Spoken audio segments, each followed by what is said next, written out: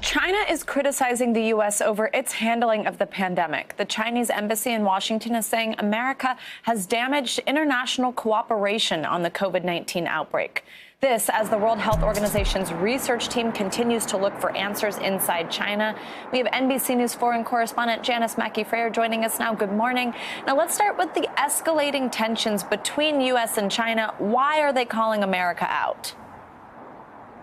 Well, Savannah, we have to go back to the starting point in that the investigation that the WHO began about a month ago took a year into the pandemic. So there was always going to be scrutiny at the outset with the team arriving in Wuhan. Team members that I've spoken to over the past several weeks have all said the same thing. They knew there would be scrutiny. They knew there would be concerns, and they were expecting some degree of fallout when they released their initial findings.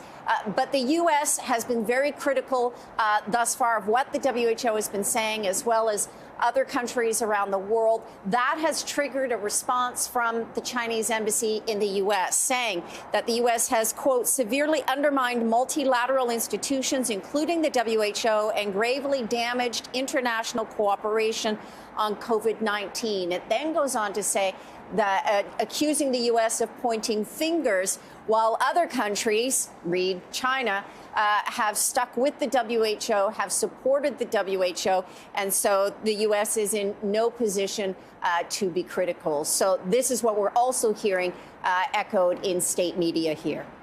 And now White House National Security Advisor Jake Sullivan is sharing his concerns for how China's pandemic findings are being shared with the WHO's investigation. What's he saying? Well, he's talking about deep concerns that he has, and also within the Biden administration, that China has a lack of transparency, especially with information about the very early days of the outbreak here. Jake Sullivan saying it's imperative that the report be independent, with expert findings, free from intervention or alteration by the Chinese government. These concerns have been amplified over the past several days since the WHO released its initial findings in Wuhan, doing two main things. One, discounting the suggestion that the virus could have leaked from a lab. That was an avenue some people felt should be explored more. And also the WHO saying that it would look into further research into the so-called cold chain theory. This is the one that China has been pushing for months, suggesting that the virus could have come into the country on imported frozen food.